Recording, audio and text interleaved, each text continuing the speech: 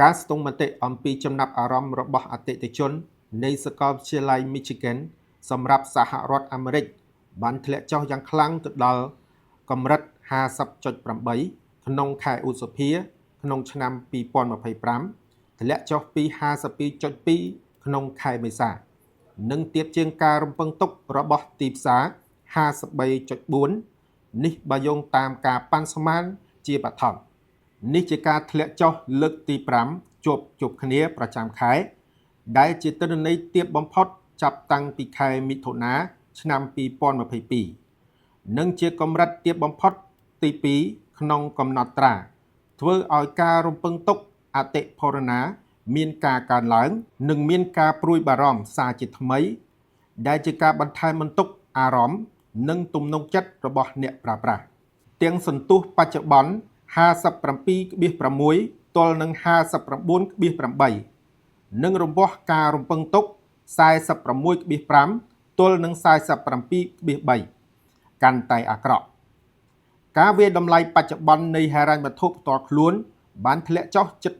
10% ដោយផ្អែកទៅលើការចុះខ្សោយនៃប្រាក់ចំណូលភាពមិនច្បាស់លាស់លើគោលនយោបាយពាណិជ្ជកម្មបន្តគ្របដណ្ដប់លើការគិតរបស់អ្នកប្រើប្រាស់អំពីសេដ្ឋកិច្ចនិយាយអំពីការរំពឹងទុកអតិផរណាសម្រាប់ឆ្នាំខាងមុខបានកើនឡើងដល់ 7.3% ដែលជាកម្រិតខ្ពស់ថ្មីគិតចាប់តាំងពីឆ្នាំ 1981 មកពី 6.5% និងការរំពឹងទុកអតិផរណារយៈពេលវែងបានកើនឡើងដល់ 4.6% ពី 4.4% យោងតាមប្រភព Finance.Yahoo បានឲ្យដឹងថាប្រទេសកាតាចំណាយប្រាក់ជាង $200,000 លានដើម្បីទិញយន្តហោះចំនួន 160 គ្រឿងពីក្រុមហ៊ុន Boeing សម្រាប់ក្រុមហ៊ុនអាកាសចរណ៍ដែលគ្រប់គ្រងដោយរដ្ឋាភិបាលខ្លួនព័ត៌មាននេះគឺមានភាពល្អប្រសើរសម្រាប់ក្រុមហ៊ុន Boeing របស់សហរដ្ឋអាមេរិកប៉ុន្តែអ្វីដែលមិនល្អគឺប្រទេសកាតាទំនងជានឹងលក់មូលបត្របំណុលច្រើននិងទ្រព្យសម្បត្តិរបស់សហរដ្ឋអាមេរិកផ្សេងទៀតដើម្បីជួយរ៉ាប់រងថ្លៃដើមដែលនេះជាហេតុធ្វើឲ្យអតិផរណាមានការកើនឡើងដែលធ្វើឲ្យប៉ះពាល់ទៅដល់ការសម្រេចចិត្តអត្រាការប្រាក់របស់ធនាគារកណ្ដាលដែលហៅកាត់ថា Fed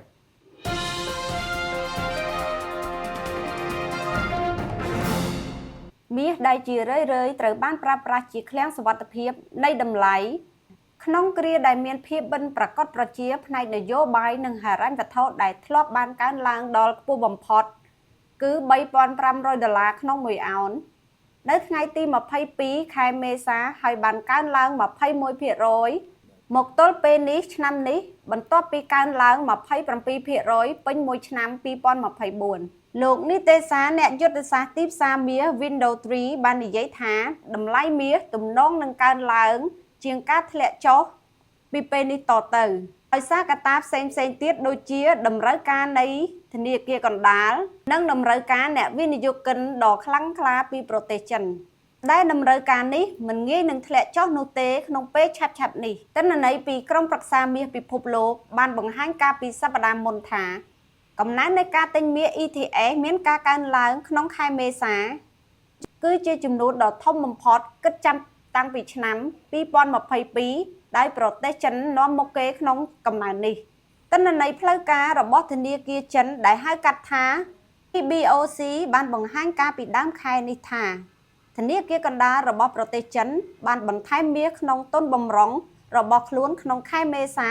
សម្រាប់រយៈពេល6ខែជាប់គ្នាកន្លងមក